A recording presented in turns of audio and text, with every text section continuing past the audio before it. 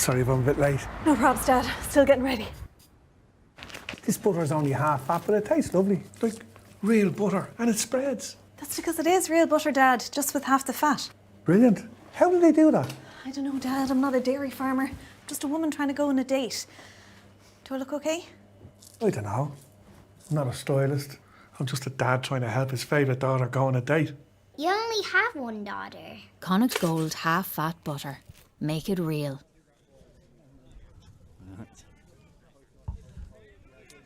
So good afternoon and welcome to Josie Munnelly Park in Castlebar.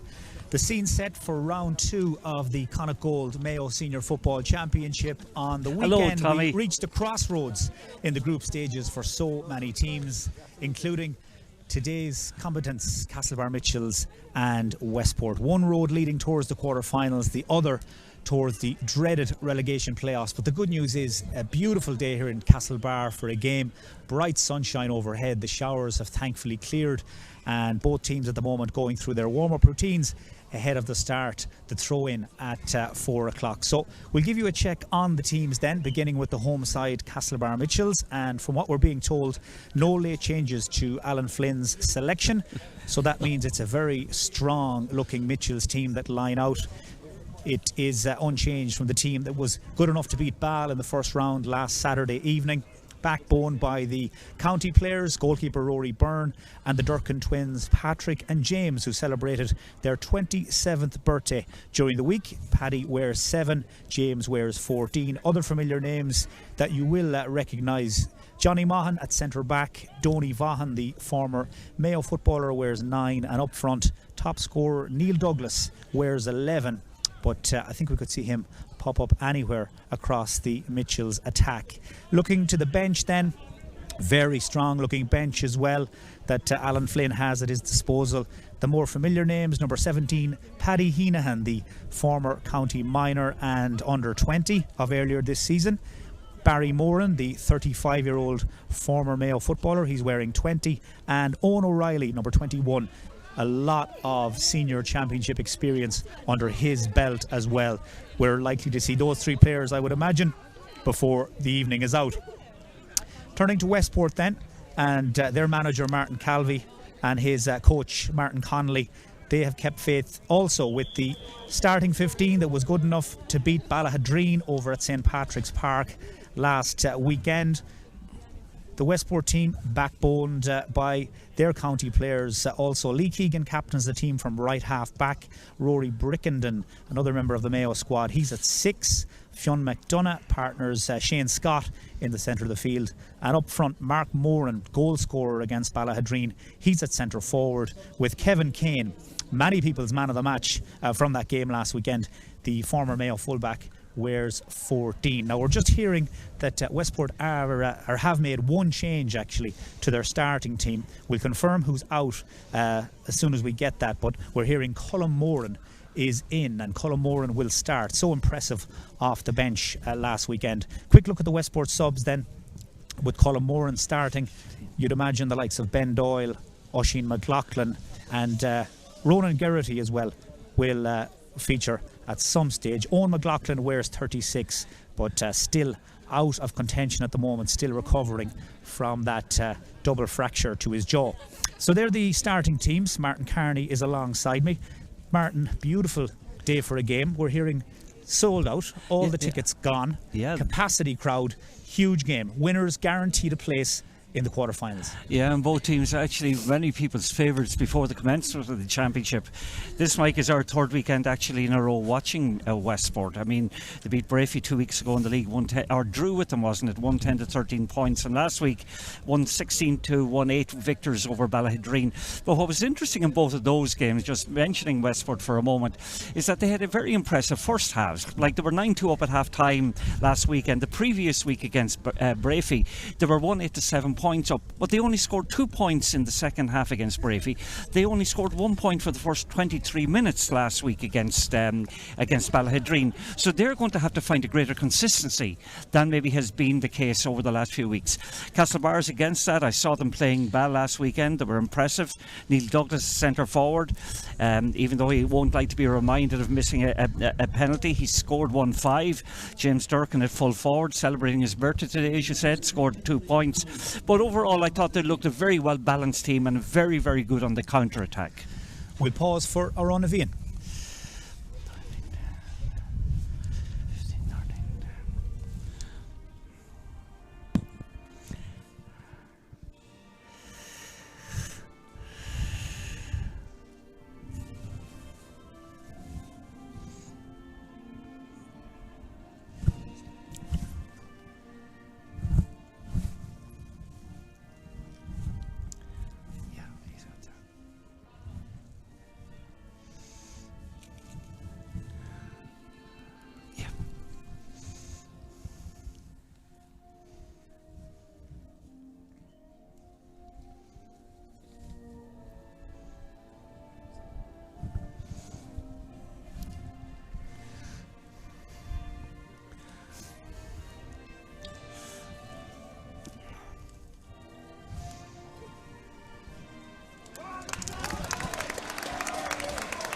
I think that's what you call a rousing rendition of the national anthem. Martin, we were long enough at this game to know when you're been given team sheets earlier than you should expect the unexpected. A late change on both teams. Barry Moran starts for Mitchells and Colm Moran starts for Westport. So Alan Flynn, Martin Connolly, Martin Calvey already trying to keep each other honest, yeah? Yeah, very much so. Gavin Durkin I see is still in, so Barry's in a centre field. I'm just wondering, is Donald Vaughan there? Can I see him anywhere? Yeah.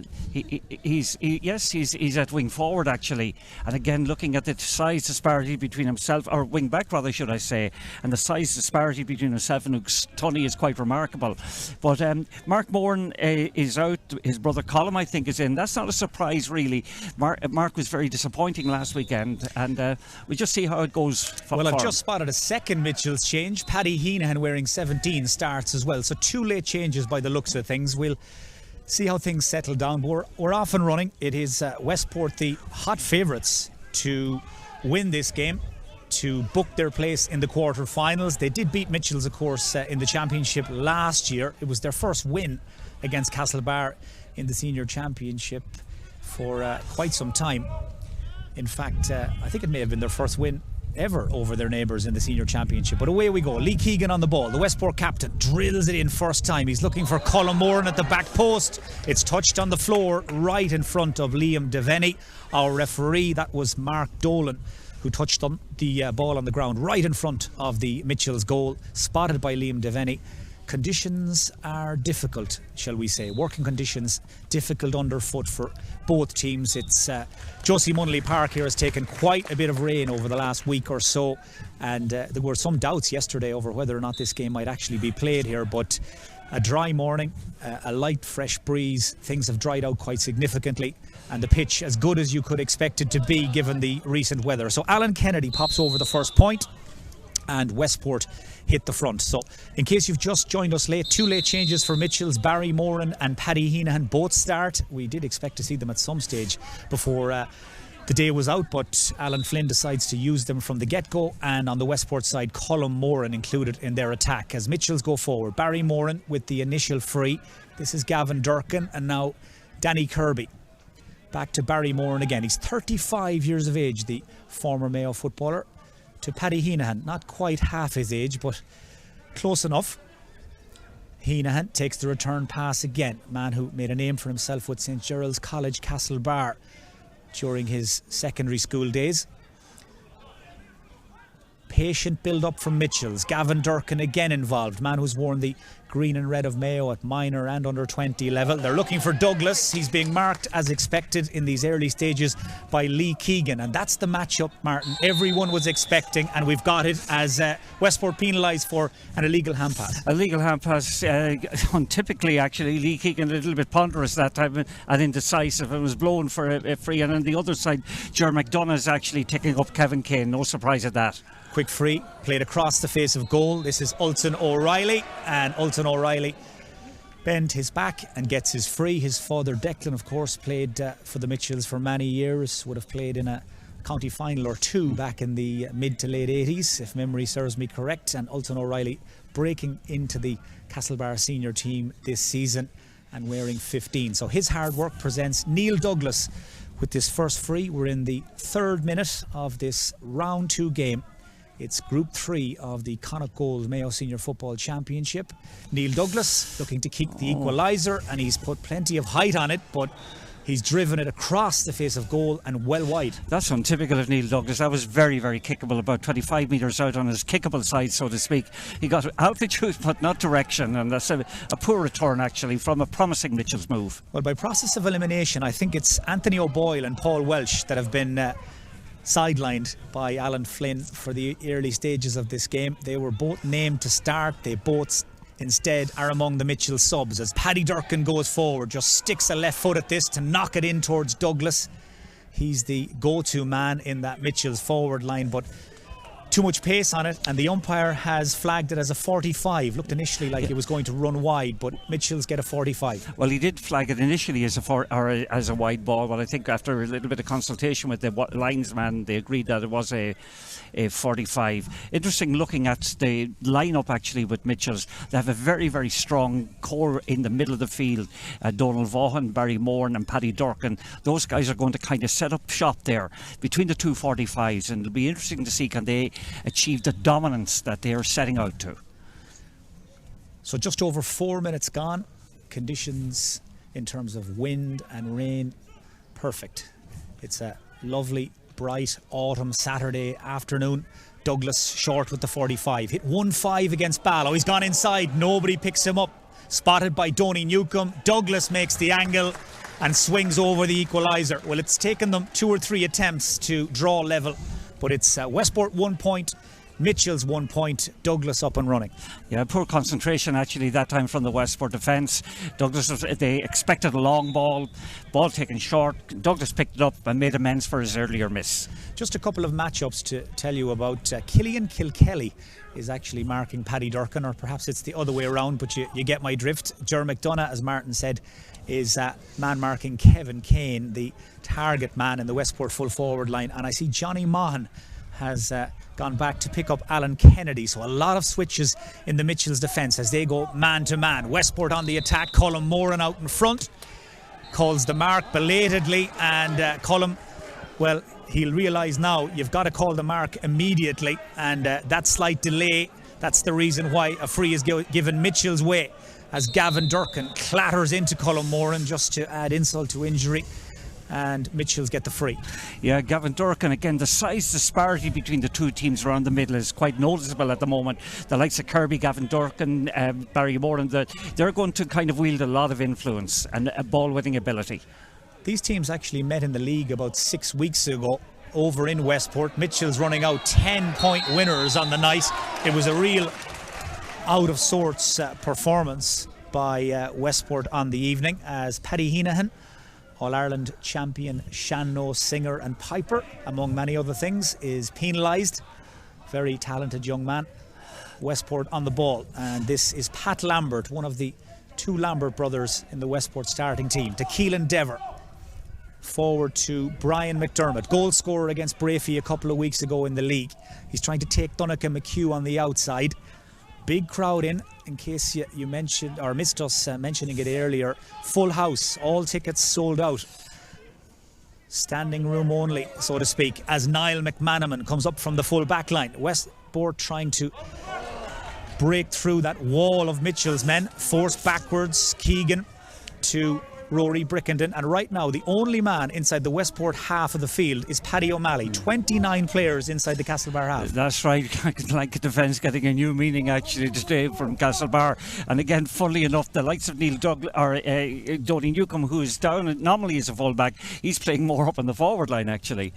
So Westport hold possession. Shane Scott, Fionn McDonough, the wall pass to Scott, and now Paul Lambert just solos round in a little circle just to buy himself a moment or two's peace. Now Dever, and this is Rory Brickenden.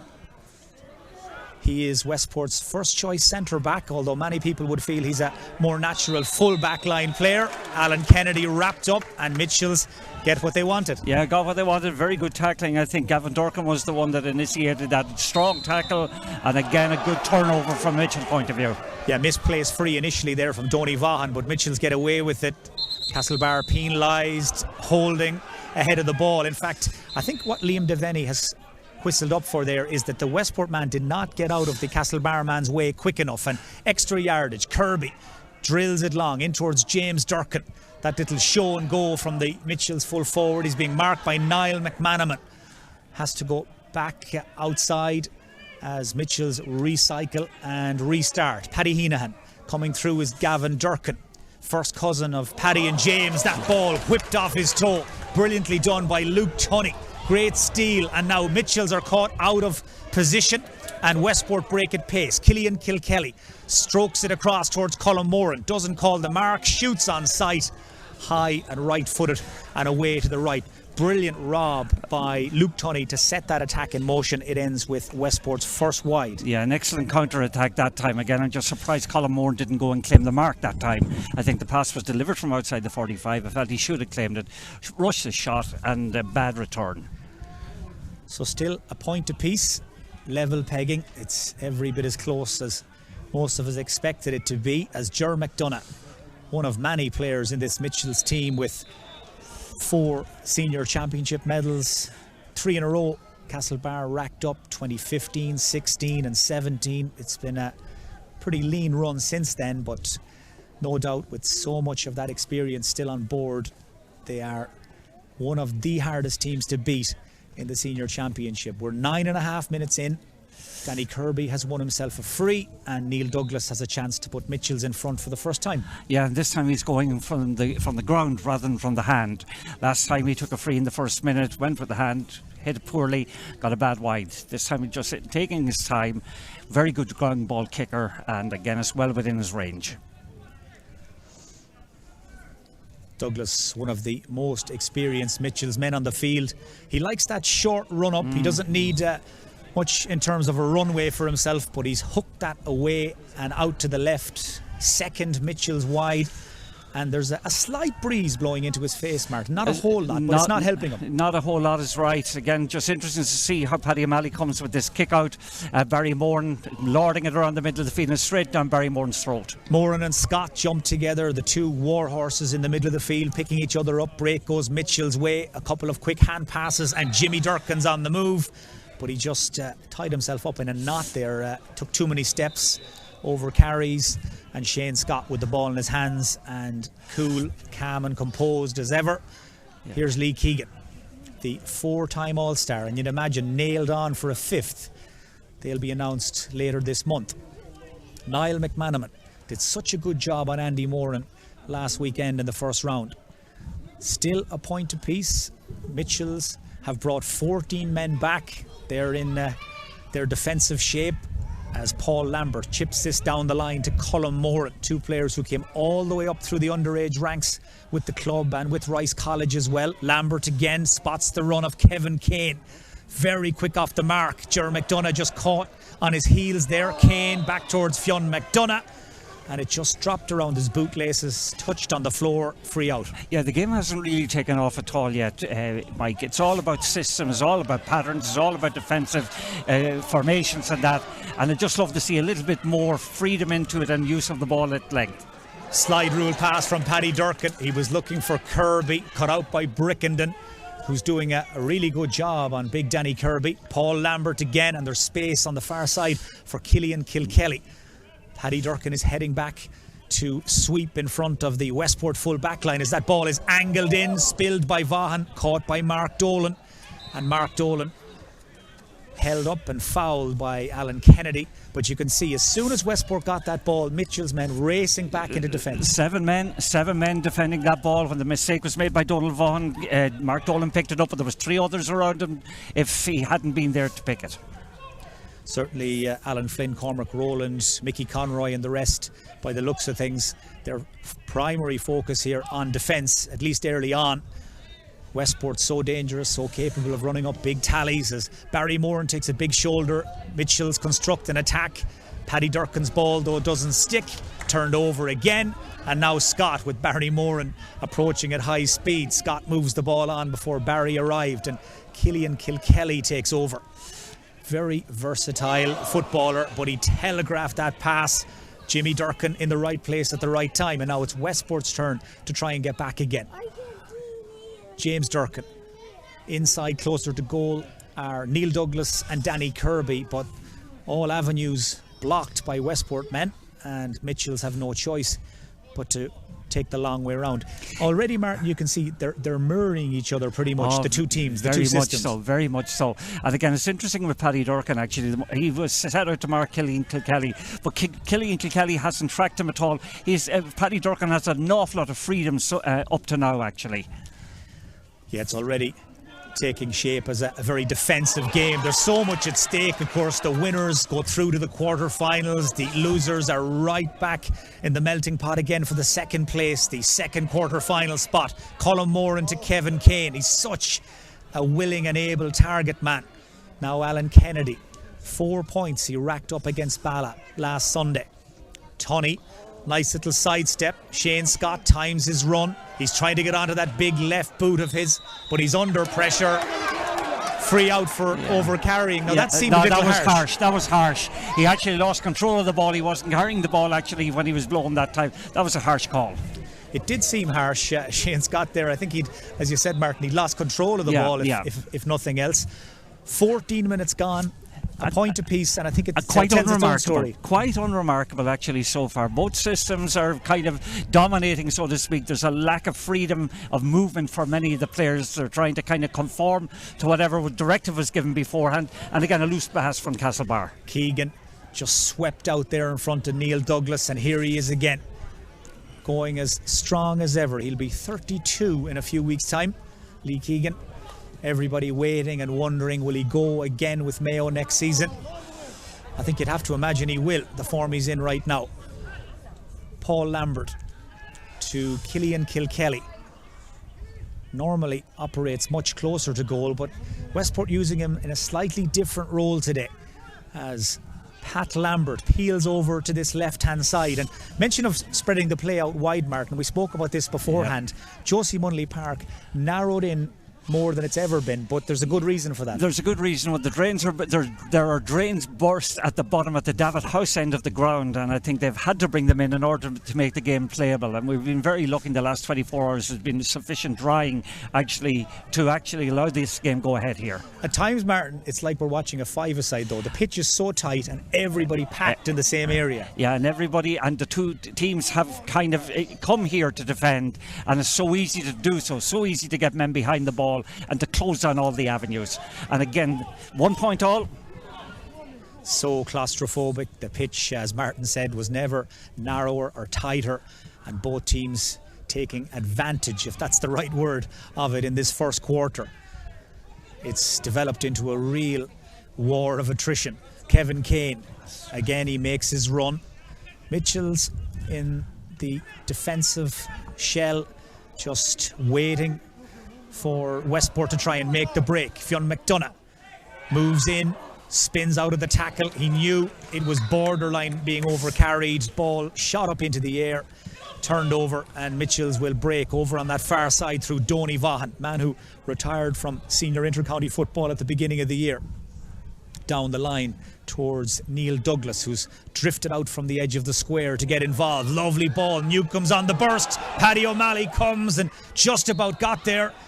No free initially. Now there is a free for the follow-up foul on Kirby. Now Paddy O'Malley has hurt himself in the act of trying to get to that ball ahead of Donny Newcombe. But after almost 17 minutes of play, we'll have a stoppage here to allow Paddy O'Malley receive attention.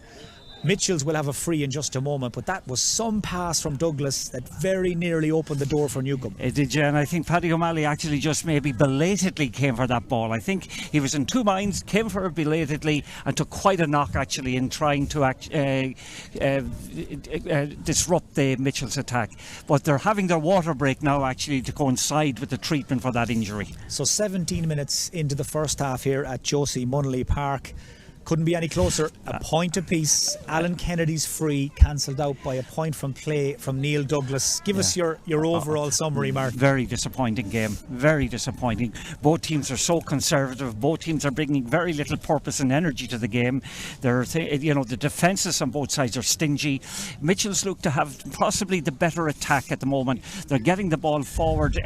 Like the likes of in full forward James Durkin is quite dangerous. But Mitchell's defensive system, there are so many players back at the moment that Westport are finding it very difficult to penetrate that system. And the other thing in relation to Westport, they haven't got a physically big team, Mike.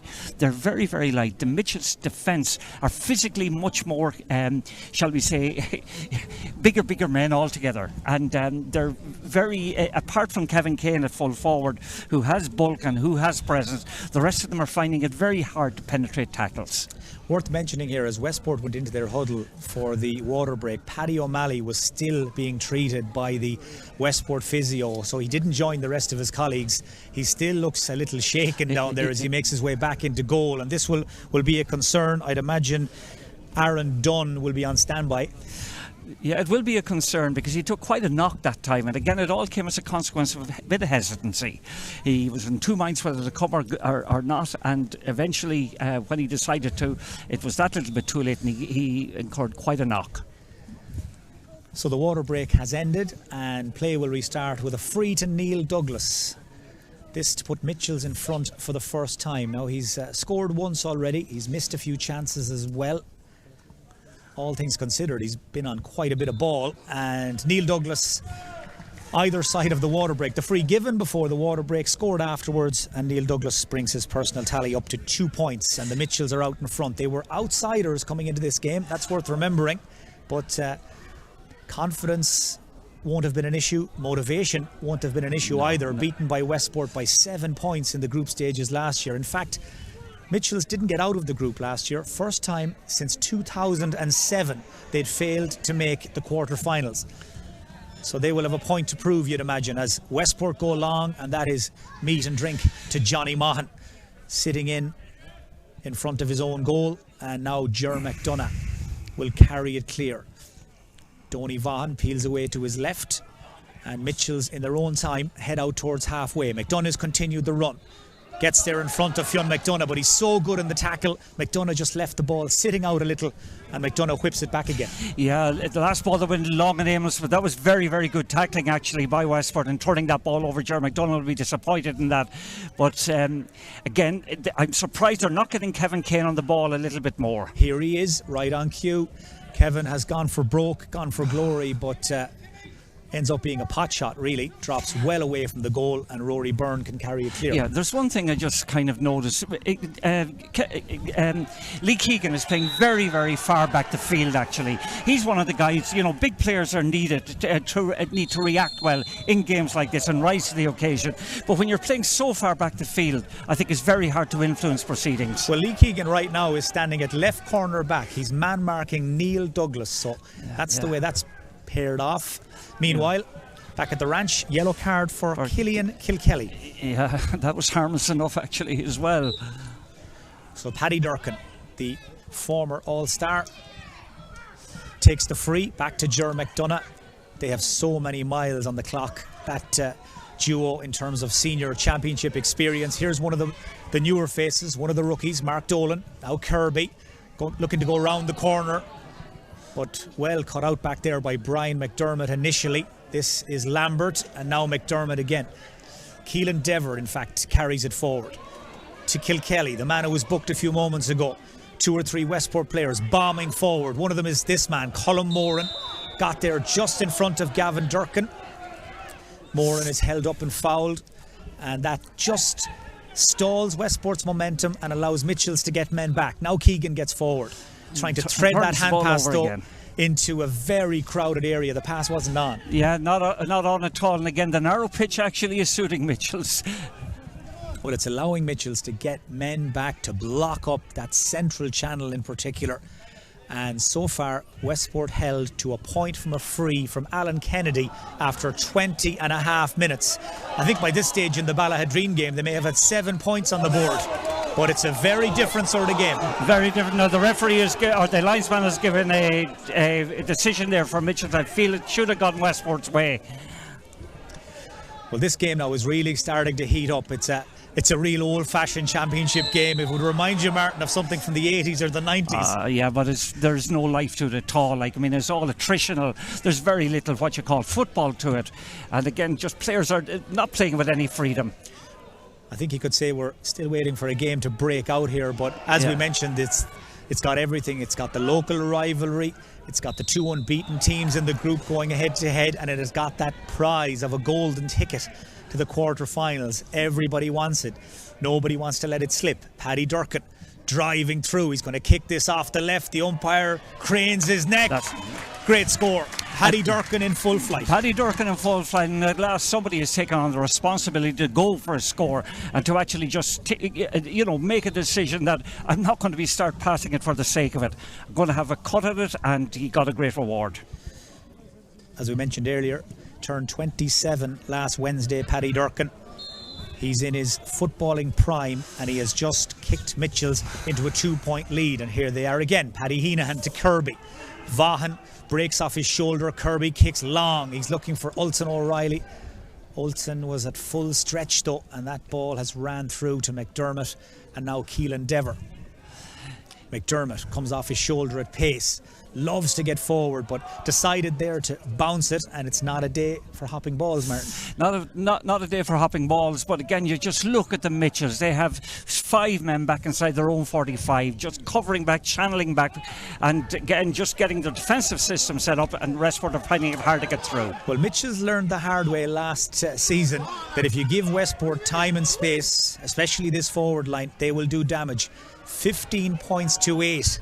They beat Mitchells over in Brafey on a lovely summer's day. This is a very different sort of challenge though for Westport. They have to try and think their way through this crowded Castlebar backline. Kilkelly has seen enough. Killian Kilkelly fires it in. Terrific score from Killian Kilkelly. It's Westport's first point from play. They waited, and Kilkelly pounced. Now he's down injured. I'm not quite sure if he was hit late or just twisted himself awkwardly, but either way he'll need attention. But that is some way to get your first score from play after nearly 25 minutes? 25 minutes, yeah, but fair play to him. He took responsibility. Again, just subtle positioning, head up. Took it with his left foot, but I think in doing it, he has actually gone over on his ankle, and he looks in a bit of trouble right now. And he's a player that can ill afford to lose, because he has that little bit of he has an ability to see openings and to give penetrating passes and little subtleties that actually complement a lot of the other players around him. So Killian Kilkelly down injured. His dad Brian, of course, played for the Mitchells, played for Mayo, and I'm sure divided loyalties in the Kilkelly household today. His dad was a sub actually in the 1989 All-Ireland final for Mayo. He was on the panel that day, and again was an excellent corner forward in his day. But Killian looks to be in a considerable amount of trouble here. I'd say maybe we can anticipate possibly Mark Moran coming in. It's only a 1-point game, Martin, but if you could be in either camp right now, who's the happier, the Mitchells or the Westport? Oh, I think Mitchells are. Mitchells are by far the superior team as far as I can see. And yet just a point. And yet they're just a point ahead. And I just think they seem to, Kilkelly a little bit of nervous finishing there a couple of moments ago, as Neil Douglas did earlier.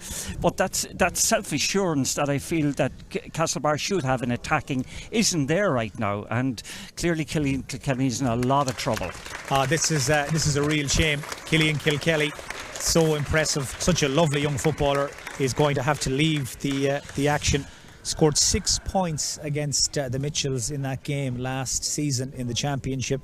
He kicked just the one last weekend against Ballahadreen, but that's a real shame. He just kicked an absolute beauty here, and now he's been helped from the field. So Westport have had to dig into their subs bench, and no surprise that it's Oisin McLaughlin, number 22, who's come in and gone straight on to Paddy Durkin. Straight on to Paddy Durkin. Again, Paddy was marking Killian Kilkelly beforehand, and Kilkelly's been carried off actually at the moment, but and I think there's an ambulance at the far side of the ground there, maybe that'll come to Killian's rescue.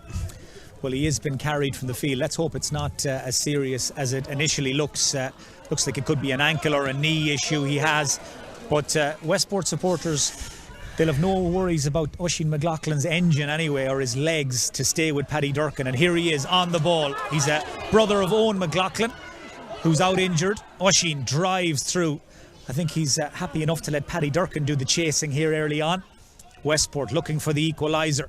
Shot fired in by Tunney, but outside his range. Rory Burns spills it, gathers it. A couple of oohs and ahs, and a few anxious moments for goalkeeping that time, but he recovered well and actually just starts the counter-attack. Paddy Heenan been hunted by Lambert, and Paul Lambert, such a tigerish, tenacious wing back. He just wouldn't give up on that, and free against Mitchells for over-carrying, and credit where it's due. Paul Lambert did a great job there. Great job that time actually, and again gives him a good it's a difficult enough opportunity. I think we can't really see where it's from here in our position, Mike, but no, it's a difficult enough opportunity. Quite an angle out close to the sideline, and it'll take a good kick to nail it. Like a gymnastics class here, trying to see around from our commentary position, but we're getting there. Great kick. And we've got a great view of that, and that's another magnificent kick from Alan Kennedy. Well, he's a young man that has had more than his fair share of injury problems over the years. In fact, it's a miracle in many ways he's playing football at this level, considering all the problems he had growing up with injuries.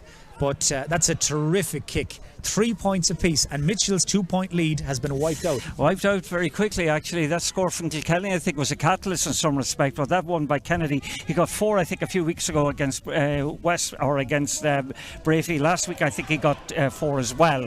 So he has history, he is accurate. So 2 points in a row from Westport, and we're right back at square one again. Kirby hangs on tight. The man who was known for a while as 4-goal Danny Kirby, after those 4 green flags he hit for Mayo in the FPD League many moons ago. Here's Keegan, still going strong, loves a battle. Out to Oisin McLaughlin. It's just starting to open up ever so slightly. At last, yes, very much so. And I think Oisin McLaughlin coming on has actually helped it, because his initial run through the Westport, through the Castlebar defence a couple of moments ago, I think lit a spark for Westport. Well, they're a different team in the last 5 minutes, and I think you're dead right, Martin. Oisin McLaughlin has electrified the place since he came on. Just a completely different sort of player to Killian Kilkelly, and I think he looks like a man as well that has a point to prove. Well, very much so. I mean, that initial thrust that he made through the centre of the Castlebar defence actually seemed to inspire his colleagues. And again, there's 2 scores. The score that Kennedy got a couple of moments ago from a free, he's nearly kicking a ball now from exactly the same position, Mike. Well, certainly no easy ones for Alan Kennedy in the last few minutes. He had a nice handy one to start. They've been difficult since. Oh, that's right out of the top drawer. That's some kick from Alan Kennedy. Very soft ground underneath his feet, but his kicking out of the hands has been exemplary. He's 100% so far, and he's just kicked Westport into the lead again. Yeah, fabulous kick again from the same position as the last time, but nervous finishing. 3 points for Alan Kennedy, all from frees. 29 minutes gone here at Josie Munley Park in Castlebar, and this second round Connacht Mayo Senior Championship game is finally starting to come to life. Kevin Kane, he fancies his chances, and the roar of the crowd will tell you that was high and straight and true and right over the black spot, and that now means that Westport have hit 4 points without reply, and they lead 5-3. Yeah, in the space of about 5 minutes actually, and again that ball feeded very well at midfield by Shane Scott. Well, there are times you watch Kevin Kane in the last few weeks and you wonder, is that the same Kevin Kane that played fullback for Mayo, the uncompromising number 3? He's up front now. I've never seen him move so well, and his first point has opened up some daylight. There's Paddy Heenahan down at the other end. Paddy O'Malley backpedaling has pushed it over the bar. Well, the scores now are coming thick and fast. Yeah, it's loosening up now. Both teams are playing with a little bit more freedom and getting that time. Paddy O'Malley did very well to touch that over the bar. That ball was dipping just at the last moment. Well, we've seen it happen in the past. He's a big man, Paddy O'Malley. Paddy Heenahan, it was his effort that had the Westport goalkeeper, we won't say scrambling, I'm sure Paddy will tell you he had it well covered, but relieved, I'd still imagine, to see it drop over the bar rather than under. 5-4 as we head towards half time. Yeah, and he's made a good recovery from the injury he just got before the water break. Misdirected ball. I can see Paul Lambert with his hands in the air there. He was expecting somebody to make a run. It didn't happen. And now it's Westport's turn to scramble the defence, and Mitchell's play on the fast break. Kirby cuts inside. He looks like a man that's looking for a goal, Kirby. He's gone down. There did seem to be a nudge in the back there. Nothing doing from the referee. Brickenden has lost the ball on the way out. Douglas, the angle is getting tighter and tighter. Who blocks him down? Keegan. Who else? He came from nowhere on the blind side. Douglas was not expecting Keegan to arrive. What a block. That will lift Westport that little bit more again, Martin. And it will lift Westport, but again, Paddy Durkin's tackle there in putting Oisin McLaughlin out over the line will equally lift Castlebar. Yeah, the cream is starting to rise to the top now. Keegan and Durkin, the two county men, the two all-stars, starting to stand out every time they're involved in the action. Ger McDonough on the ball for Mitchells. We're into additional time now at the end of this first half. We did have a stoppage though for the injury to Killian Kilkelly, and of course Paddy O'Malley was down at one stage as well, so perhaps we have time for another score. Right now Westport 1 point in front, 90 seconds gone in terms of stoppage time. Donny Vaughan rolls back the ears to make a barreling run, feeds Paddy Heenahan. He's red hot. Paddy Heenahan, his second point in a row, level. Sides tied up for the third time. Yeah, done very well. Got on his left foot that time and drove it very confidently over the bar. Has managed. He's playing at wing forward actually, but he's managed to get on the end of a couple of moves there in the last few minutes, and again bought Mitchell's level. And it's a deserved equaliser actually, because Mitchell, I think, overall have been the better team, even though Westport had that very great purple patch early on. Big booming kick out from Paddy O'Malley. He was looking for Shane Scott. Scott has picked up a bang, and the free has gone Westport's way, I think. Martin, if we're being honest, the first quarter, heavy going, tough ploughing. Second quarter, much more enjoyable. Much more enjoyable. Okay, maybe conditions influenced the trend of the game in many ways. It was heavy, the ground cut up badly. I thought Mitchells were more in tune with the needs of the game. Like, certainly they got their defensive system up and running very quickly, but I think they were far too defensive. They didn't kind of trust their forwards and their attacking instincts enough. But then that little kind of period, that little cameo that Westport had just after they Killian Kilkelly got injured, where they scored 4 points in a row, I think that all of a sudden kind of it released the game, and it's been much more enjoyable, much more adventurous since then. Well, Shane Scott has had to go off, and I think that's Brian O'Malley who's come on for Westport. Now, it may well be a temporary substitution, but Shane Scott will require some treatment. Yeah, he may have picked up a cut actually, or a blood injury. Yeah. And it's Brian O'Malley who's on. But I'm just looking at the flags over there behind Rory Byrne's goal, Martin. Mitchell's would seem to have, or have they? The breeze, it's really hard to tell. It's swirling, but it's swirling. Try and put it into context for us. It's probably more a crossfield breeze than anything, but neither team seems to be having the benefit of it. 3.5 minutes of stoppage time gone. Westport trying to probe their way down along this left-hand side. Oisin McLaughlin, first rain shower of the afternoon, has rolled in over Josie Munnelly Park, and everyone who can find a bit of cover is trying to get some shelter. The rest of us trapped out here in the open, as it were. Kevin Kane races out from the edge of the square. Again, the ball sticks to him and he'll recycle it. And Westport, well, they were in the process there of trying to create something. Liam Devaney, perhaps the shower prompted that halftime whistle to sound, but it's all square. And Martin, just maybe before we wrap up, to tee up things for the second half, this is perfectly poised now. Oh, it's perfectly poised. 5 points all after a half that started off very indifferently. I mean, when you think about it, the first 22 minutes, after 22 minutes, it was 3 points to 1, 4 scores. But since then, the burst that Westport had, like where you had successive points from Kilkelly, Alan Kennedy and Kevin Kane, that brought the game to life. But Paddy Keenahan's two at the very, very end of the half, outstandingly, very, very well taken. That is actually poised, set the game up very neatly for the second half. But I think overall Mitchell's look to be the better team and look to be certainly more, shall we say, comfortable with their defensive system. And the place kicking really of Alan Kennedy has kept Westport in it in many respects. He nailed 2 wonderful scores. Take those out of it and Kilkelly's score was good, but I just think Mitchells have been the better team, but they're not trusting their forward instincts enough. Well, we really are none the wiser in so many ways at half time here. A point apiece at the first water break, but it all opened up in the second quarter.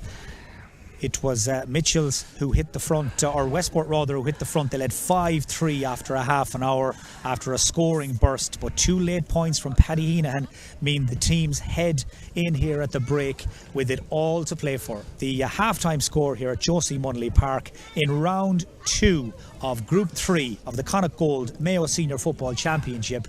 It's Castlebar Mitchells 5 points, Westport 5 points. We'll be back very shortly with a little bit of analysis and, of course, the second half. Sorry if I'm a bit late. No probs, Dad. Still getting ready. This butter's only half fat, but it tastes lovely. Like real butter, and it spreads. That's because it is real butter, Dad, just with half the fat. Brilliant. How do they do that?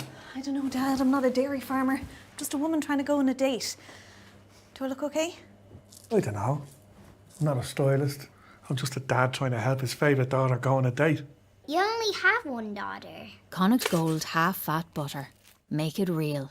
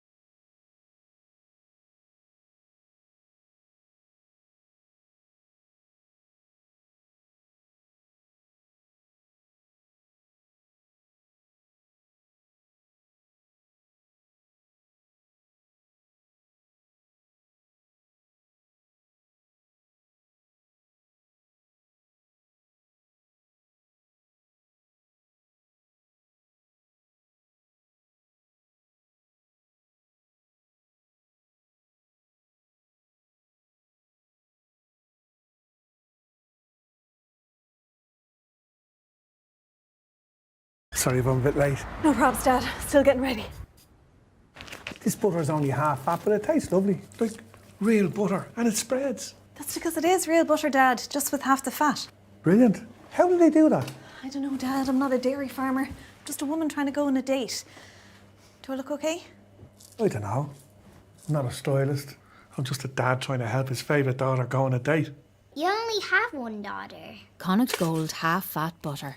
Make it real.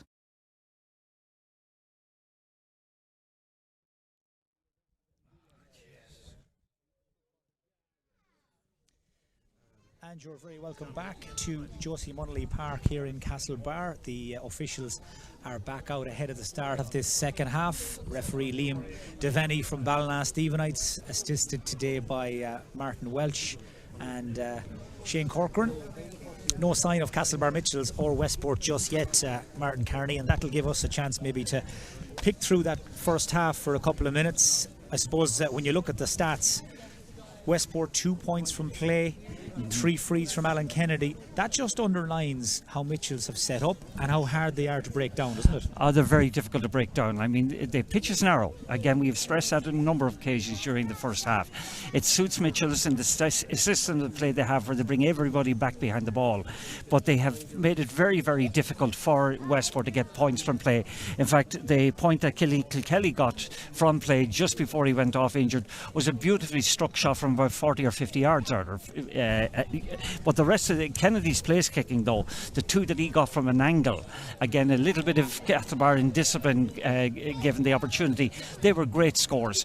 But overall, Castlebar, I think, you know, they're into a second half now. The wind, I think, whatever wind is there, I thought it was more crossfield in the first half, but with that shower that we had just at half time, it appears to be favouring them and blowing into the Sportlawn end.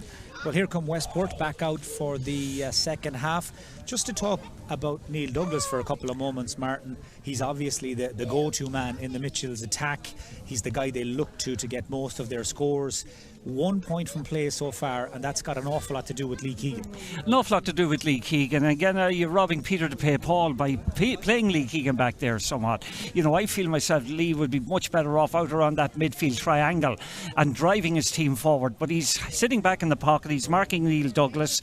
Neil will be, happy to have, he got a couple of points early on, but he'll be disappointed to have missed two early frees, one from his hand and one from the ground.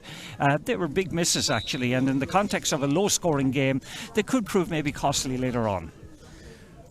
So Martin Calvey, Martin Connolly, and the rest of the backroom team, Kieran Geraghty, Tom Reynolds, Danny O'Toole, they've said their piece to Westport.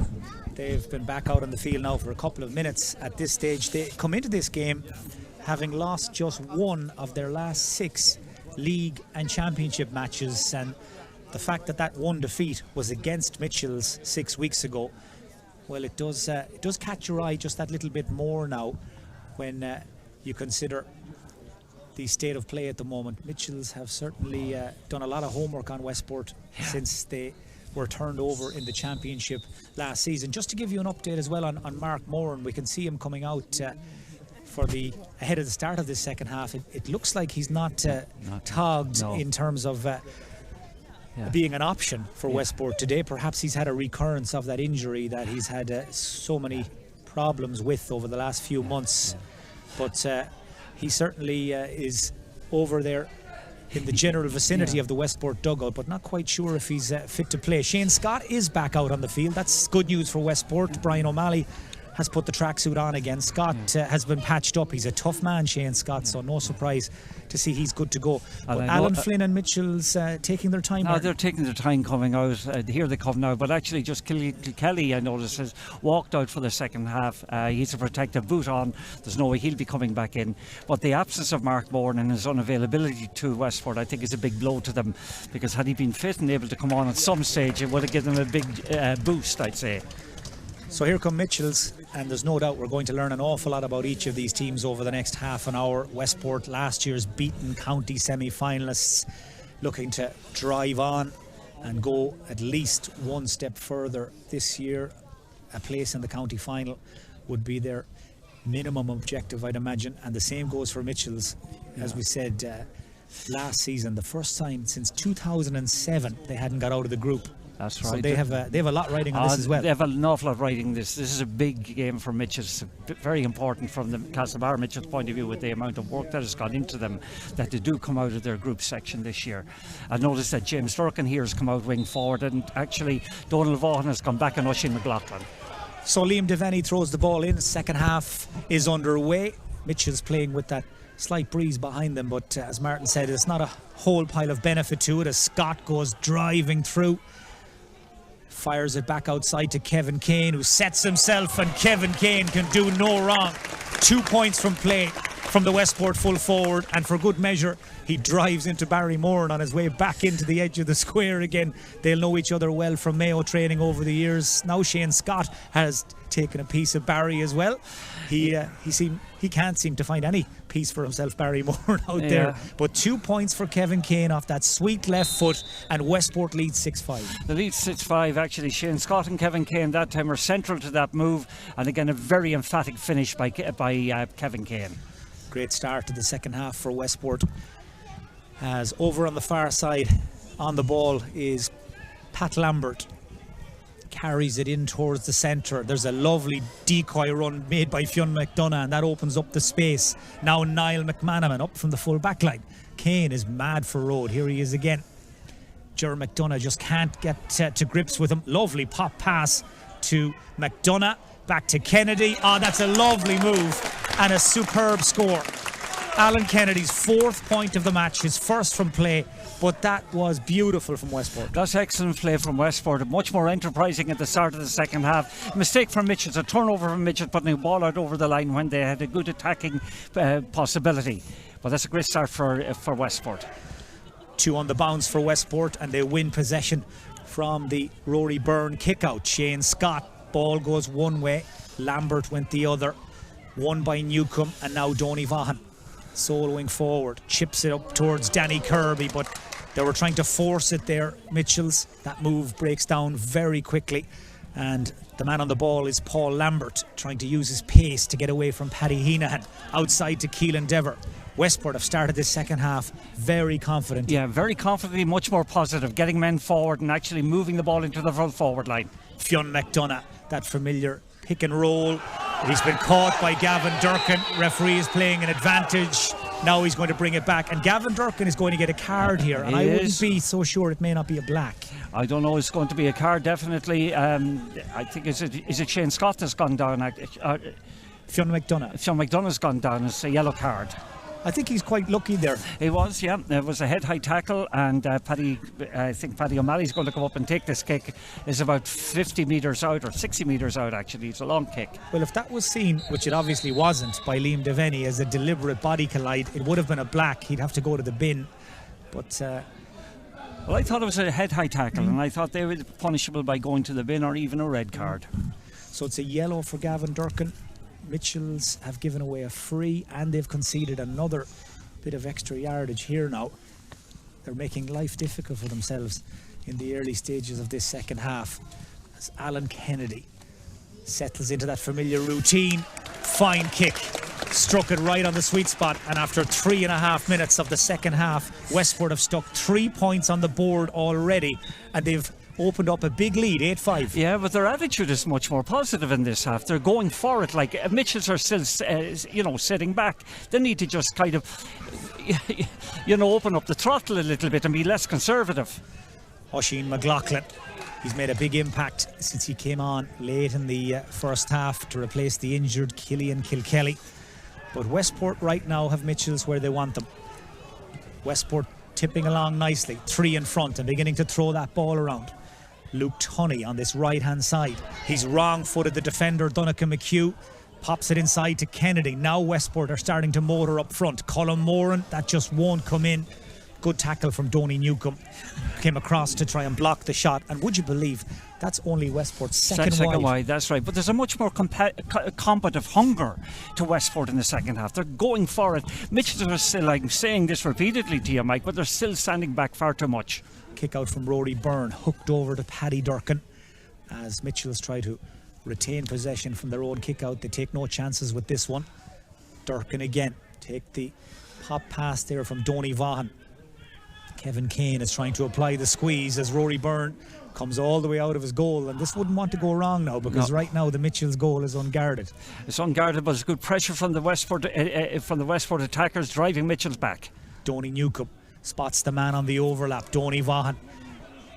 That very familiar solo of his just to guard that ball. Now Newcomb chips it up the line to Barry Moore and takes it in his stride. Barry trying to move up through those gears again. Chance for O'Reilly.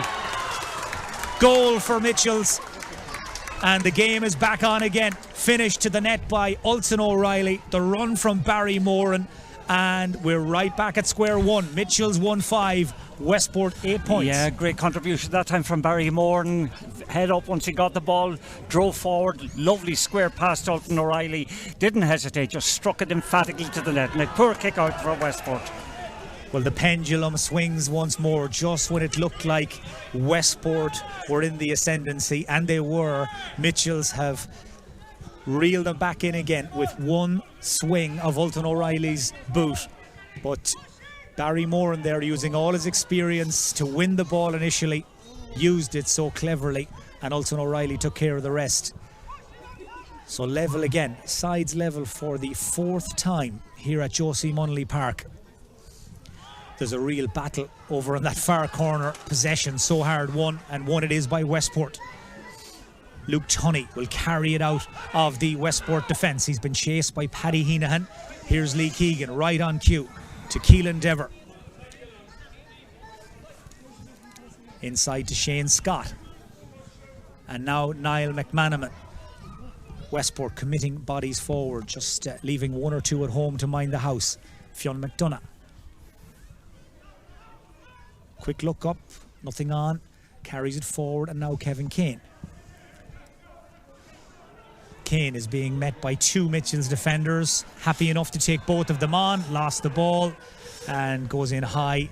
I think that was frustration more than anything. Kane on Vaughan free out. Yeah, but again, no more than the last tackle, it was head high. You know, again, interesting to see. Probably if he's consistent, even Devaney will issue a yellow card here to Kevin Kane. Looks like he's, yes, the yellow does come. He noted Kevin Kane initially, now the yellow card. So the Westport number 14 in the book. Yeah, but that time Kevin Kane got the ball, no support whatsoever. 3 or 4 Mitchell's players around him, and again, a very, very easy turnover. Paddy Durkin soloing on the spot. Rory Byrne comes out to play fly goalie. Back to Durkin again. Support from Ger McDonough, wearing 5, but could play in practically any position out the field for Mitchell. So versatile, a real utility man. Now Paddy Heenahan scored the 2 points at the tail end of the first half for Mitchell's, as Castlebar take their time to come out of defence, and that allows Westport to drift back into their own half and block things up as Ger McDonough solos into some heavy traffic. Support from Johnny Mahan, member of the extended Mayo senior squad for quite a bit of 2021. Johnny Mahan has been stopped in his tracks by Shane Scott. Johnny will need attention. Mitchells will have a free. And after a very bright start to the third quarter, things beginning to settle back down again. Settle back down, and the little bit of life that we had at the beginning of the half has gone out of it. That time Johnny Mohan ran the ball into tackle, shipped a hard belt, I think it was from Shane Scott, now requiring treatment. But again, both teams have shown in the early part of the half that they have the capacity to dismantle their opponent's defence. Like, that was a great piece of work by Barry Moore to set up Ulton O'Reilly for the goal. And at the other end again, the combined play of Kennedy and Kane was particularly effective. The hot ball won by Barry Moran, who's coming more and more into this game now in the third quarter. Down the line to Jimmy Durkin, faced by Niall McManaman, 2 of the quickest players on the field. Here's another one, Paddy Durkin. That's some kick from Paddy Durkin, and some score. Well, the Durkin twins combine down this left-hand side, and sometimes you can't beat pace. Oh, can't beat pace, but a lovely bit of instinctive improvisation, an instinctive combination between the two, between the Durkin twins. And Paddy, from a difficult angle with his left foot, struck a delightful point. 1-1 without reply from the Mitchells, and they're back in front again. Well, regardless of what happens here, the round 3 games in 2 weeks' time will be compelling viewing. But if this match was to finish in a draw, well then it really would be a third round to savour. But Westport play Bal and Mitchell's take on Ballahadreen. That's the way the round 3 games in this group have panned out. Both of those matches at neutral venues, of course. All round 3 games will be played at neutral venues. But right now, Westport and Castlebar's main focus is on the next 20 minutes or so, because right now Mitchells are a point in front and Westport have seen their 3-point advantage completely wiped out as Fionn McDonough drives this in, and on top of Kevin Kane, Ger McDonough did just enough, and there's Vaughan again. And Vaughan's role, Martin, is something you spoke about at half-time. It would almost go unnoticed at times, but crucial. He's sitting in the pocket in at the half-back line, basically cutting out passes, like it's playing a sweeper role, much more defensive than we have been normally used to see him play, but doing it very effectively for the Mitchells. And Mitchells, again, getting loads of players behind the ball. Well, Mitchells know how much ball goes through Kevin Kane, and they're determined to make life as difficult as possible for the Westport full forward. Speaking of which, Rory Brickenden has just made life difficult for Danny Kirby, and that ball has run out for a wide ball for Castlebar. Yeah, kind of a unusual kind of move that time by Castlebar. A long high ball by Barrymore from the free kick into a 1v1 situation between Kirby and Brickenden. Ball drifted harmlessly wide. We're 11 minutes into the second half. Still all to play for. Barrymore and Big Barry, 6'5". The Mitchells, number 20, caught with a heavy challenge. Castlebar will get the free. Barrymore is going to need some repair work done by the looks of things, and Shane Scott has been pulled out by Liam Devaney for a quick word. They have been bouncing off each other since the very start, Shane Scott and Barrymore, and it's some battle. It's a great battle, and actually they've had good moments, each one of them. Like Scott has been influential in the first couple of moments of the half. Barrymore, and that long pass he gave to Ulton O'Reilly for the goal, and the run he made to set up Ulton O'Reilly was a crucial moment for Castlebar. It actually, gave Castlebar the confidence to kind of just get back into the game. But at the moment, 1 point ahead, Mitchell's just looking slightly the better team, and they're getting their defensive game again up and running. Well, he's some man for one man, Barrymore. 4 county championship medals, that's senior. 6 Connacht championship medals, senior as well with Mayo. And still doing the business as Jimmy Durkin tries to come through. Niall McManaman it was who came across to shut the door, and McManaman did so well to smother that attempted either hand pass or fisted point effort from Jimmy Durkin. But Westport have lost the ball on the way out. McManaman is down on one knee there, injured as Newcomb comes through. Donny Newcomb's effort has gone out off a Westport hand for a 45, but as Donny Newcomb went in to gather that ball, Niall McManaman was down on one knee, having been injured, and now he's gone back down again. So fair play to Niall McManaman, who got back up to put the challenge in on Newcomb. Mitchells get a 45. They got a 45, and interesting actually, the guy who got on the end of that move was the Mitchells fullback, Donny Newcomb. McManaman is the guy who's impressed me very, very much over the last 2 or 3 weekends. He kind of took a little bit of a knee knock that time. He's still on the ground being treated, but if he were to go off, it would be a huge blow to Westport. He's just been, you remember last weekend, Mike, his game on, was it Andy Morney? He had a very good game on Andy during the course of the game with Ballahadreen, and just he's impressed me. But he seems to be up and running again. So a 45 to Mitchells, Neil Douglas to kick it. Again, it's that very short run up, 3-4 steps, and bang, slips as he makes contact, and out comes Keegan like a superhero, the way he drove out onto that ball, and away he goes, open road in front of him.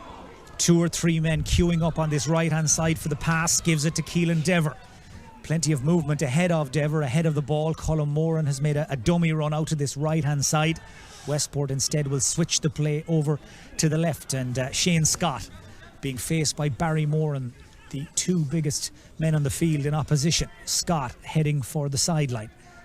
Now Kevin Kane and Niall McManaman, just 3 players inside the Westport half of the field, and one of them is the goalkeeper Paddy O'Malley. Everybody else has followed the ball. It's a bit like coming to Munsquire. Keegan, he has it. Yes, he has. Take a bow, Lee Keegan. He's just gone and done it again. Oh, he's done it again. Again, one of these players that's capable of dismantling any defence. Great vitality that time. Confidently struck, and a deserved point for Westport. And a deserved equaliser as well from the cultured right boot of Lee Keegan. 9 points for Westport, 1-6 for Mitchells. Teams level for the 5th time here at Josie Munnelly Park. 15 minutes gone. It couldn't be set up any better. Donny Newcomb just stumbled as he tried to lift that ball. Here's the pocket rocket himself, Paul Lambert, out to the far side to the brother. Pat Lambert soloing up along that left wing. Alan Kennedy has gone down in the middle of the field. I think he's just trying to figure out how he's fixed himself. He just seems to have picked up a knock, Alan Kennedy, and he's trying to get his breath back. In any event, Mitchells have possession. Durkin to Ger McDonough, wearing 5 but operating at full back. This is Donncha McHugh. Got plenty of height on that ball, but misplaced, and Westport will have a chance to just settle things down again through Rory Brickenden. Yeah, very careless with a piece of football that time by Mitchells. They had the good opportunity to get a good move in place, but again, poorly direct the ball out to Danny Kirby and gives Westport the opportunity to counter-attack. Lee Keegan's jersey tugged there by Ulton O'Reilly. Keegan will take the free himself. Yeah, and I'd like to see Keegan from a Westport point of view getting forward a little bit more. The last score he got was indicative of what he can do, and he's been so conservative up to now. It'll be fascinating to see over the last 10-15 minutes or so what role he's given. Well, right now it's Brian McDermott who's marking Neil Douglas back in front of the Westport goal. I'm not quite sure if Martin Calvey has made the switch and allowed Keegan to go to the half back line, or whether Brian McDermott is just covering his teammate, but Keegan is certainly getting forward more and more in the last 5 or 10 minutes. Colin Moran, oh, that's a lovely ball. He's picked out the run of Niall McManaman in around the back, and Niall McManaman up from defence and pops it up and over the bar. Well, he's a son of a Tourmakeedy woman, and Kieran Welsh, the silky skilled Tourmakeedy corner forward of yesteryear, is a cousin of Niall McManaman. So where would he leave it? 17 minutes into the second half, and Westport lead 10 points to 1-6. Lead 10 points to 1-6. In fairness, in the second half the game has ebbed and flowed much more than it did earlier on. Great start from Westport. Those 3 points in the first 3 or 4 minutes actually they have were followed by a great goal actually from Ulton O'Reilly and a fine point from Paddy Durkin. But that 2 points that we have seen in the last couple of moments from Westport showed the quality that they have if they actually can get men forward. And what's interesting actually is the 2 guys who have scored at Keegan and Niall McManaman, both guys who have spent a lot of the game playing in their full back lines. Well, I know right now the camera is trained on the Mitchells huddle. Well, what must Alan Flynn and his backroom team be thinking right now, Martin? They went 3 points down at the start of this second half.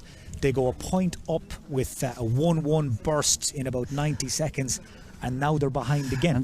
Now they're behind again, and they have to kind of get a little bit more emphasis on their attacking strategies. Like, they have been far too conservative in my eyes up to now, and I think they have much more scope. In particular from the likes of Paddy Durkin getting forward. We haven't seen him getting forward enough. We haven't seen Donald Vaughan, who's a natural kind of an attacker, great attacking instincts. We haven't seen him getting forward enough. So in the last, I think they have to throw off the handcuffs in the last 10-15 minutes or so and go at Westport, because at the moment Westport with those last 2 points have now established that 1 point lead. Well, after a slow burning start, you'd have to say the capacity crowd here at Josie Munnelly Park, around 500 people in to watch this game. They're getting their money's worth now, with Westport a point to the good. I see among the crowd the Ballintubber manager Enda Gilvary doing a bit of scouting as Oisin McLaughlin overruns that delivery, and back to gather is Johnny Mahan. Support inside from Mark Dolan, and Dolan will carry it across and give it to Ger McDonough. Mitchells hunting an equaliser. Westport trying to hang on to what they have, and that was Rory Brickenden who drove the ball out over the line. That's right, and there's only 2 players actually, 2 Mitchells players in the Westport half of the field. That's Neil Douglas and I think Ulton O'Reilly. interesting as well, neither manager in a hurry to make changes. No. Yeah, I thought so. I thought there would be by now a couple of changes made to freshen things up and maybe give a slightly different emphasis to the way they have played. Things so finely balanced, it would seem that neither Martin Calvey or Alan Flynn want to change a whole pile, just letting things develop that little bit longer. It's all on a knife edge as Paddy Heenahan tries to drive this in towards the goal scorer Ultan O'Reilly, but beaten to the punch by Brian McDermott. And this is where Westport are so dangerous. Dever, the up and under for Kevin Kane, broken away by Johnny Mahan. Crucial intervention by the Mitchells number 6, who's bedded into that full back line all day long. Now it's Paul Lambert and this is Colm Moran. He's wearing 24, but he did start to Niall McManaman, the man who hit the lead score for Westport a few minutes ago. Now Oisin McLaughlin, the first half substitute. Man who's found space here is Luke Tunney. Nobody picked him up, and Luke Tunney swings it up and over the bar. Easy for Westport, but Mitchells will ask, where was the marking? And now here comes a change. Alan Flynn is bringing in number 19, Connor Stenson, and the reason for that is because his team have fallen 2 points behind. They've fallen 2 points behind. I think Darren Kirby actually has been taken off as well. They have to get more emphasis on their attack. I've said it again and again. They're concentrating too much on the defensive side of the game, and it's actually playing into Westport's hands. Donica McHugh is the player who's been taken out after 20 minutes of this second half as Fionn McDonough beats Gavin Durkin to it. Westport's greater strength and perhaps conditioning starting to kick in. That's Owen McLaughlin. It's coming in, but it just won't curl enough wide to the right. They have missed so little. That's their third wide, yeah, in this entire game. But crucially, they have opened up a 2-point lead. Yeah, but that was a great opportunity though, Mike. They had the attack on there, or they had a score on there. A little bit more a little bit of hesitancy actually prevented the score. Well, they had never beaten Mitchells before last season's win in the senior championship. That was a big monkey off their back for Westport, and now they're looking to do back-to-back, and in the process book a place in the quarter-finals with a round to spare. It's such a huge prize. Yeah, watching again Keegan back in his full back line, directing and controlling matters and trying to drive his team forward. Well, they came up to the senior ranks back in 2017, won the All-Ireland Intermediate title earlier that year, and really since then Westport have not looked back. But is today to be their day again here? Can they close this out, or will Mitchells find a way yet again to reel them back in? I see Alan Flynn has made a second change. Number 22, Fergal Durkin, is onto the field. So now the fresh legs coming in off the Mitchells bench to try and shake things up. Just 1-6 on the board so far. Yeah, and not a single Mitchells player in the Westport half of the field. Every one of them back inside their own inside their own 45, or inside their own 65, I should say. Westport attacking down along that left-hand side. Well, despite the best efforts there of Pat Lambert, that ball runs out over the line. Just look where Neil Douglas is, the sharpshooter for Mitchells, back in his own half-back line. It's all hands to the pump now as they chase down the scores they need. Gavin Durkin takes the free. Liam Devaney wants the ball brought forward. Fionn McDonough hadn't retreated quite far enough. I see Paul Welch getting ready. Looks like Mitchells are going to bring in another sub, another forward now. Time is against them. Time is against them. They need forward. They're just slowing the game down so much actually at the moment. I don't know what Liam Devaney gave that for. It's another free maybe for a little bit of niggle good that's going on off the ball. But there's very little purpose, there's very little drive and energy in a forward sense from the Mitchells right now. Well, it's almost like watching Monday Night Football, the NFL there, as Mitchells get some yardage again. Now there's a scoring chance. Paddy Heenahan gets under it and it drops away to the left and wide. 4 wides for the Mitchells, the latest from the boot of Paddy Heenahan. But now Castlebar are making that third change, and it is Paul Welch, very talented soccer player, excellent young footballer as well. He's played minor for Mayo and is destined for a bright future, you'd imagine. and he's an out-and-out finisher, and he's replacing the goal scorer, Ulton O'Reilly. Yeah, again, Paul Walsh again left off at the beginning of the game, but a very, very good goal scorer, a very good attacking threat, and Mitchells need that at the moment. So Paul Welch trots into the full forward line alongside Jimmy Durkin, so you needn't worry about pace. There's plenty of pace in there. All they need is the ball. Right now it's in a Westport man's hands. That was Rory Brickenden who just fires it out to Dever. He's a tough bit of stuff, Keelan Dever, but he's lost that ball in the tackle. Here's Scott. Just when they needed him, Shane Scott does so much of the dirty work and the unfashionable work, and he's won a free. He's had a fine game for them. He's worked so hard up and down the field. He's taken a few knocks, shipped a card as well, but he's been very, very effective for them. Again, 23 minutes, 24 minutes gone, Mike. Just Westford looking control at the moment. Keegan in particular at the back, driving them forward. What they have found, like in a number of occasions, when they get players forward, like the likes of Niall McMenamin, that they have scores in many, many, many players. So Shane Scott has made his way to the sideline again. Once more, he's going to need attention.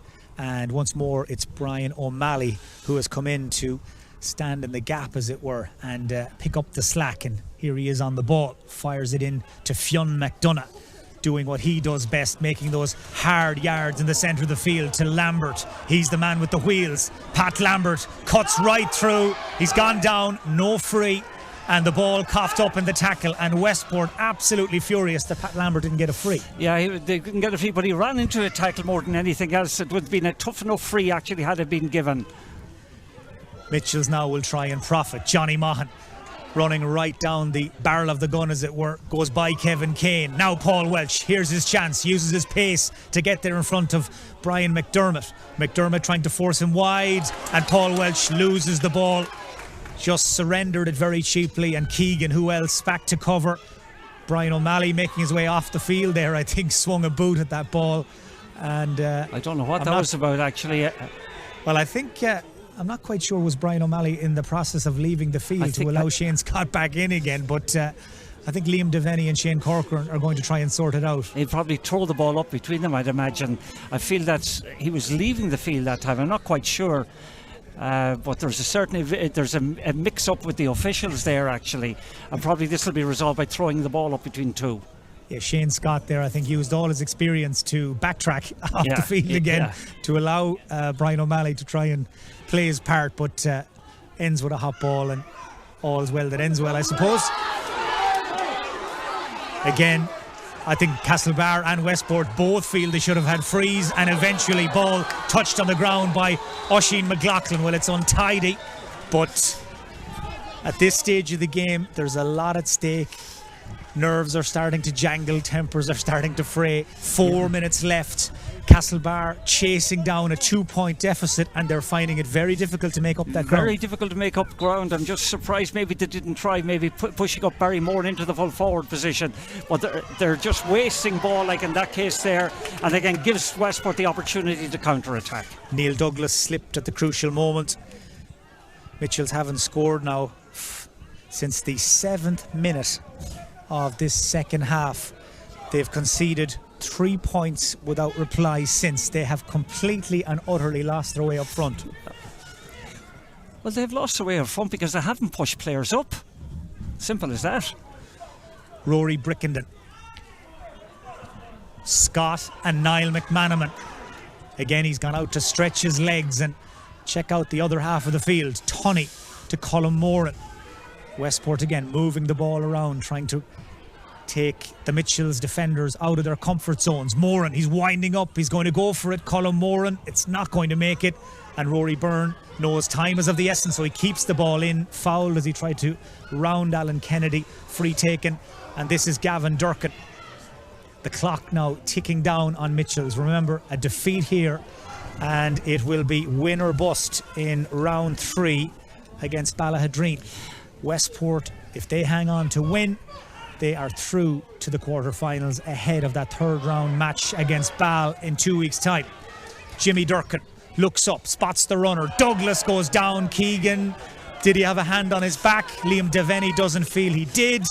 Did he fall or was he pushed, Martin? A nice bit of combination football between Barry Moran and James Durkin.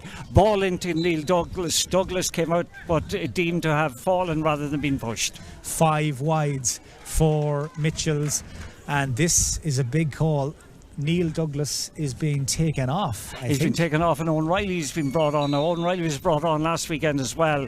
Donny Vaughan also being taken off. And Donny Vaughan being taken off, but Donny has played very, very conservatively in this half, or in this game. We haven't seen him get forward at all, as we have been used to in the past. So Owen O'Reilly is on. I'm just trying to spot who the other Mitchell's man is who's come in. It looks like number 18. Is it Thomas Waldron? It is indeed. So Thomas Waldron and Owen O'Reilly on, Donny Vaughan and Neil Douglas off, and we're in the 29th minute. That's 22 minutes without a score for Mitchells. Yeah, and again, you have to credit Westport, you have to credit their defending, and you have to credit their kind of composure up front when they got the opportunities. McMenamin score, Keegan score, and Tunney score, excellent scores. They haven't had as many, that many attacks as such, but they have been much more productive and much more economical when they have got forward. Play stopped there for a couple of moments to allow Pat Lambert receive attention. Here's Paddy O'Malley. Westport in no hurry now. They'll keep ball here as we tick towards stoppage time, and no better man to keep ball than this man. Lee Keegan kicked an inspirational point in the second half. Links there with Paul Lambert, and here's Shane Scott. Where does he get his energy? There's no shortage of energy there. Scott is absolutely bombing down the field. He's had the Weetabix. Colin Moran trying to thread it through just behind Kevin Kane, and just the way Ger McDonough wanted it. He was in the right place at the right time. Gets it down the line to Gavin Durkin, who can't get the ball under control. He needs help. It comes from Donny Newcombe, and into the line comes Stenson. Stenson to Jimmy Durkin. A goal might just win this for Mitchells. They need a couple of quick fire points to get the draw. Paul Welch lets the ball run across his body. McDermott comes across to get tight. Brian McDermott is after him. Oisin McLaughlin is there. Luke Tunney, Keelan Dever. They all get in around the ball. Free out, touched on the ground. Great pressure. That's great pressure, no doubt about it from Westport that time. To be delighted with that. Got around Walsh very effectively, and now they're counter-attacking. Well, they hunted in a pack. They shut down the ball carrier, and they got what they needed. Jersey tug on Paul Lambert. Clips it over to the far side to Fionn McDonough. There's no doubt about it. Westport are in great shape, and they're finishing like they did against Ballahadreen last weekend, like a train. They're in can they position. come up with the score? Definitely in pole position, Mike. Colin Moran jinks one way and then the other. He's trying to lose in traffic Paddy Durkin. This is Fionn McDonough. McDonough gives and goes, but doesn't get the return pass. Alan Kennedy stumbles. We're now in the red in terms of the clock. Shane Scott lamps it all the way across to Niall McManaman. That ball hung in the air a couple of seconds. That'll run down the clock. 31 minutes played. Westport play keep ball. They're on their way surely to their second win in the group and a place in the quarterfinals, and they're about to consign Mitchells, by the looks of things, to a winner bust third round game against Ballahadreen. Yeah, very much so. They're wonderful. This ball retention that they're showing at the moment, again, is frustrating Mitchells, but it's very, very clever play, very intelligent play from Westport. But just looking down the line, I can see the Castlebar Mitchells manager Alan Flynn. He cuts a very frustrated figure. His team cannot get their hands on the ball. They're chasing shadows as Westport kick on again. Niall McManaman racing down the middle as Keelan Dever. He's pointing to McManaman. He wants it and he gets it. Dever pops it to McLaughlin. Quick hands. McManaman. Oh, this is lovely football. Tunney. Oh, it would have been some score. Clips the post and drops wide. Outstanding football from Westport, and Niall McManaman that time was central to so much that is good. He's been outstanding throughout the game. Fabulous display, but that would have franked a wonderful move had he scored it. Well, that's just the fourth wide Westport have hit in this game. Denied another point by a lick of paint here at Josie Munnelly Park, and already I can see a lot of supporters heading towards the exit, trying to beat the traffic. Westport will be lively tonight if they can hang on just a little bit longer. Ger McDonough. Then again, Westport's lively most Saturday nights, Martin, I suppose. Oh, well, it is, yeah. But like 33 minutes cover in the 33rd minute, it's goal or nothing now for Castlebar. Johnny Maughan chips it in towards Paul Welch. McDermott joined to him at the hip. Welsh is too far from goal to be a threat here. This is Connor Stenson, who just brought it into the tackle, and he leaves without it. Brickenden, the man to profit from the tackle, and Keegan takes over, the master and the commander-in-chief back there in the Westport backline. Tunney was about to bring it across the face of his own goal, and as every under 8 will tell you, you don't bring the ball across the face of your own goal, certainly not in injury time at the end of a game like this, and he didn't. Tunney took it away from danger, as does Pat Lambert. We're into the 4th minute of stoppage time, and Liam Devaney says we'll play on a little bit longer. Shane Scott looking to drill it in towards Kennedy. The race is on. McDonough just got there first. Mitchells get the free. Westport supporters are wondering, where is the final whistle? Mitchell's hoping we play on a little longer. Can they get the goal that would be a smash and grab job and get the win? Johnny Maughan winds up again, leaves it in on top of Owen O'Reilly, who's been sent in to try and do a job in the Mitchells forward line. It's a fierce scramble for possession. Fergal Durkin has it inside to Tomas Waldron. Can they create the one chance? Waldron snatches at the shot, back off the post, and the first man to react was Fionn McDonough. Well, what a dramatic finish here at Josie Munnelly Park. It's a 2-point lead for Westport. It's a dangerous lead. Brickenden takes no chances. Up in the air it goes. Kevin Kane. What a take. Player. What a man. That was a great bit of football by Kevin Kane to relieve the pressure from an overworked defence. But Westport look as if they're going to come out here winners. And the way they played in the second half, the scores in particular that they got in quick succession from Kane Kennedy at the beginning of the half, that's what set them up basically. It's fully deserved. And if I was to give a man of the match, Mike, I'd give it to the fullback, I think, Niall McMenamin. I think he was outstanding both defensively and in attack. And they're definitely the deserving team. Oh, well, what a finish to what turned out to be a right good senior championship game here at Josie Munnelly Park. It took an age to get going, but when it did, it was hot and it was heavy. It certainly was everything you would expect from a local derby, and the bottom line is that win for Westport sends them into the quarter-finals with a game to spare. They've beaten Mitchells here by 2 points. They've beaten Mitchells for the second championship season in a row, having never done it before. Last year they do back-to-back wins over the neighbours and the local rivals. And Martin, just before we finish up then, Mitchells against Ballahadreen in round 3. That's going to be some game. That'll be some game. Like, against at a neutral venue, in fairness, having seen Ballahadreen last weekend, I mean, we were saying at the time they've been short number of prominent players, but Mitchells will be very disappointed with that outcome today. At half time, they were level after having maybe played ordinarily enough in the second half or in the first half. But I think the beginning, the start that Westport got in the second half set them up.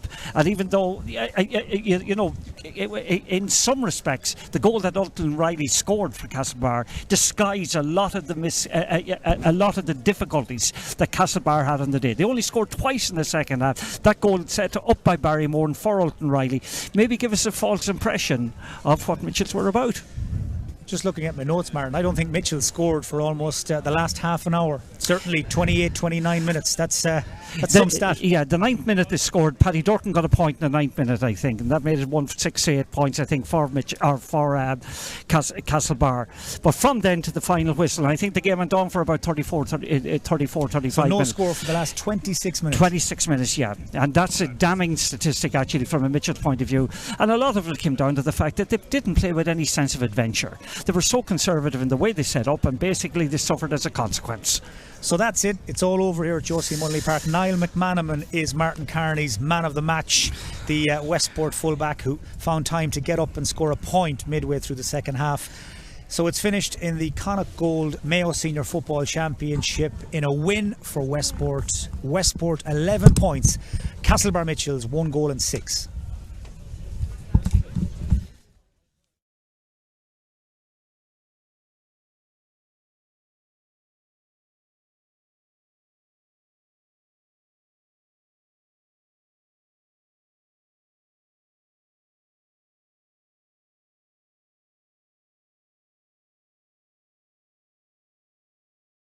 Sorry if I'm a bit late. No props, Dad. Still getting ready. This butter's only half fat, but it tastes lovely. Like real butter, and it spreads. That's because it is real butter, Dad, just with half the fat. Brilliant. How do they do that? I don't know, Dad, I'm not a dairy farmer. Just a woman trying to go on a date. Do I look okay? I don't know. I'm not a stylist. I'm just a dad trying to help his favourite daughter go on a date. You only have one daughter. Connacht Gold half fat butter. Make it real.